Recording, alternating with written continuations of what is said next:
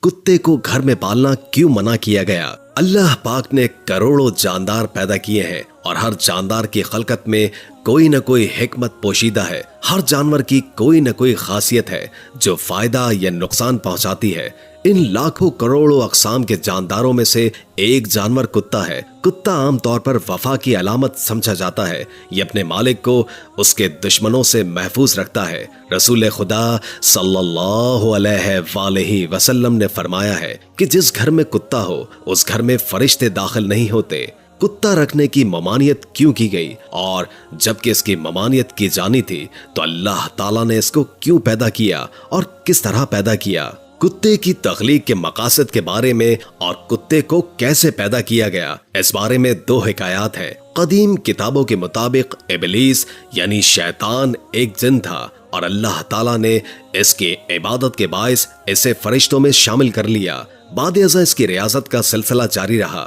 اس کائنات کا کوئی ایسا ٹکڑا نہیں تھا جس پر ابلیس نے سجدہ نہ کیا ہو۔ ان ریاضتوں اور ان عبادات کا نتیجہ تھا کہ اللہ تعالیٰ نے ابلیس کو فرشتوں کا سردار بنا دیا۔ لیکن پھر ابلیس غرور کا شکار ہو گیا اور اس نے مٹی کے پتلے یعنی آدم علیہ السلام کو سجدہ کرنے سے انکار کر دیا تو شرک کے درمیان جنگ کا آغاز ہوا۔ قدیم صحائف میں لکھا ہے کہ جب شیطان کو حضرت آدم علیہ السلام کو سجدہ کرنے کا حکم دیا گیا تو اس نے حضرت آدم پر حقارت سے تھوک دیا۔ شیطان کا تھوک حضرت آدم کے پیٹ پر گرا۔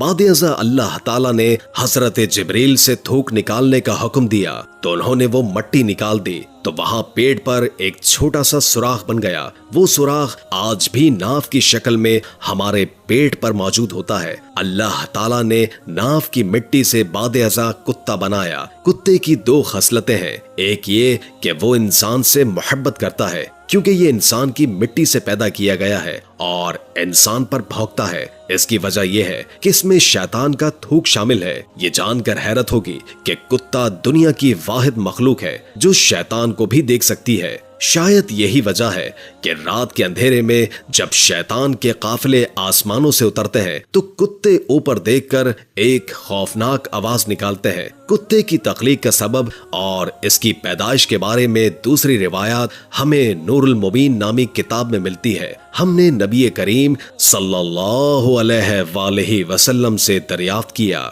اللہ تعالیٰ نے کتے کو کیوں پیدا کیا؟ آپ نے فرمایا، اللہ تعالیٰ نے اس کو ابلیس کی تھوک سے پیدا کیا۔ اللہ تعالیٰ نے حضرت حوا علیہ السلام کو زمین پر اتارا تو یہ دونوں چڑیوں کے چوزوں کی مانند کانپ رہے تھے۔ اسی وقت ابلیس زمین پر حضرت آدم علیہ السلام سے پہلے آ چکا تھا۔ جب اس نے انہیں دیکھا تو دوڑا اور زمین کے درندوں کے پاس پہنچا اور بولا کہ آسمان سے دو پرندے گرے ہیں، ان سے بڑا پرندہ شاید کبھی کسی نے نہیں دیکھا، چلو انہیں کھا لو۔ ابلیس راستے میں للکار رہا تھا اور چلا رہا تھا کہ اب تھوڑی دور کی مسافت ہے اور جلدی جلدی بولنے سے اس کے منہ سے تھوک گر رہا تھا تو اللہ تعالیٰ نے اس تھوک سے نر اور مادہ پیدا کیے۔ وہ دونوں حضرت آدم اور حضرت حوا علیہ السلام کے سامنے کھڑے ہو گئے اور ان دونوں نے ان درندوں سے دونوں کو بچایا۔ اسی دن سے کتا جنگل کے درندوں کا دشمن اور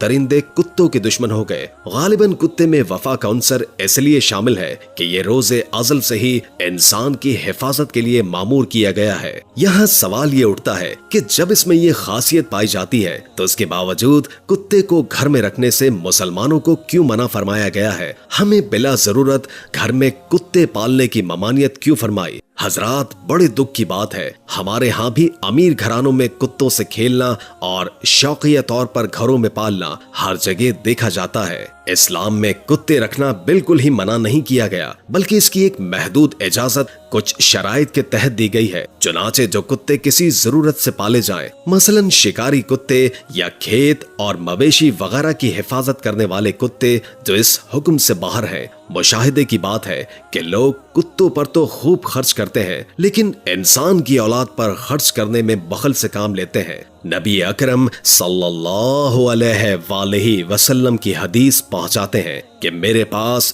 जिब्रील अमीन तशरीफ लाए और कहा कि गुज़श्ता शब आया था, लेकिन घर में दाखिल न होने की वजह यह थी कि दरवाजे पर मुजस्मा और घर में तस्वीरों वाला पर्दा था और घर में कुत्ता भी था। लिहाजा जो मुजस्मा उसका सर आप इस तरह करवा दीजिए कि वो दरख्त की शक्ल रह जाए और पर्दा फाड़कर तकिया बना लीजिए और कुत्ते को घर से बाहर निकलवा दीजिए। इस्लामी मालूमात के बाद कुछ जदीद साइंसी मालूमात भी शेयर करें, क्योंकि ये वो दौर है जिसमें जहनों में सवालात जन्म लेते हैं। चनाचे हमारा फर्ज बनता है कि कुछ साइंसी इंकशाफात के जरिए आपके अजहान में पैदा होने वाले उन सवालों का जवाब दलील पर वारिद करें, ताकि एक आम मुसलमान अपने दीन पर ईमान मजबूत रखे और वही एक गैर मुस्लिम के दिल में भी दीन इस्लाम के बरहक होने के बारे में एक मुनसिफ पैदा हो सके। अल्लामा यूसुफ अल करसावी ने अपनी साइंसी मालूमात को अपनी किताब इस्लाम में हराम व हलाल के जरिए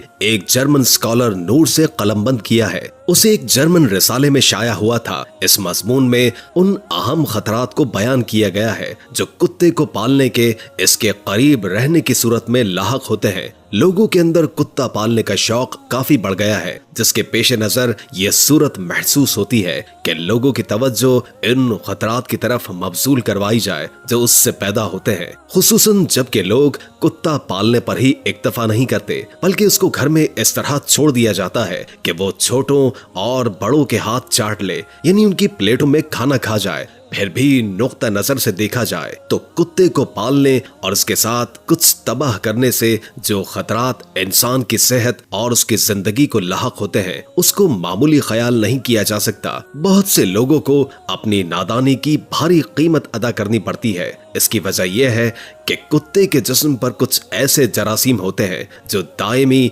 और लाइलाज अमराज का सबब बन गए हैं, बल्कि कितने ही लोग इस मर्ज में मुब्तला होकर अपनी जान से हाथ धो चुके हैं। ये जरासीम फीता की शक्ल में ही होते हैं और इंसान के जिस्म पर फुंसी की शक्ल में जाहिर होते हैं। इस किस्म के जरासीम मवेशी और खास तौर पर सुअरों के जिस्म पर पाए जाते हैं, लेकिन नशोनुमा की पूरी सलाहियत रखने वाले जरासीम सिर्फ कुव्वतों पर होते हैं। यही जरासीम गीदड़ और भेड़िए के जिस्म पर भी होते हैं। ये जरासीम इतने बारीक होते हैं कि दिखाई देना भी मुश्किल होता है। जर्मन स्कॉलर नोरल आगे लिखता है कि ये जरासीम इंसान के जिस्म में दाखिल होते हैं और वहाँ मुख्तलिफ अशकाल में जाहिर होना शुरू हो जाते हैं। अक्सर फेफड़े, मेदे और सर के अंदरूनी हिस्से में दाखिल होते हैं। इनकी शक्ल बहुत कुछ बदल जाती है, यहाँ तक कि खुसूसी माहिरीन के लिए भी इनकी शनाख्त मुश्किल हो जाती है। फिर इससे जो जख्म पैदा होता है, ख्वाह वो जिस्म के किसी भी हिस्से पर हो, सेहत के लिए सख्त मुज़र है। इन जरासीम का इलाज अब तक दरियाफ्त नहीं किया जा सका। जर्मन डॉक्टर नोरल का बयान यह है कि कुत्ते के जरासीम से इंसान को जो जख्म आते हैं उनकी तादाद 1% से किसी तरह कम नहीं और बाज ममालिक में तो 12% तक इसमें मुब्तला हो जाते हैं। इस मर्ज का मुकाबला करने की 3 बेहतरीन सूरत यह है कि इन जरासीम को कुत्तों तक ही रहने दिया जाए और इन्हें फैलने से रोका जाए। अगर इंसान अपनी जिंदगी महफूज करना और अपनी जिंदगी बाकी रखना चाहता है तो उसे कुत्तों के साथ खुश तबाह नहीं करनी चाहिए, अपने करीब आने से रोकना चाहिए, बच्चों को उनके साथ खेलने से बाज रखना चाहिए, कुत्तों को हाथ चाटने के लिए नहीं छोड़ देना चाहिए और ना ही बच्चों को खेलकूद और तफरीह के मकामात में रहने और वहाँ गंदगी फैलाने का मौका देना चाहिए। इसी तरह कुत्ते के खाने के बर्तन भी अलग ही होने चाहिए। जो बर्तन इंसान इस्तेमाल करता है उनको कुत्तों के आगे चाटने के लिए नहीं डालना चाहिए। नबी करीम सल्लल्लाहु अलैहि वसल्लम ने फरमाया कि जब कुत्ता किसी के बर्तन में मुंह डाले तो उसे चाहिए कि बर्तन को 7 मर्तबा धोए और इनमें से 1 मर्तबा मट्टी लगाकर धोए। उम्मीद है कि आपको ये मालूमात पसंद आई होंगी और आप उसे दूसरों के साथ शेयर करेंगे ताकि उन्हें नुकसान से बचाया जा सके। वीडियो अच्छी लगे तो हमारे चैनल को लाइक करके सब्सक्राइब जरूर कीजिएगा। नई वीडियो के साथ जल्द हाजिर होंगे। अभी के लिए इजाजत दीजिए। अल्लाह हाफिज।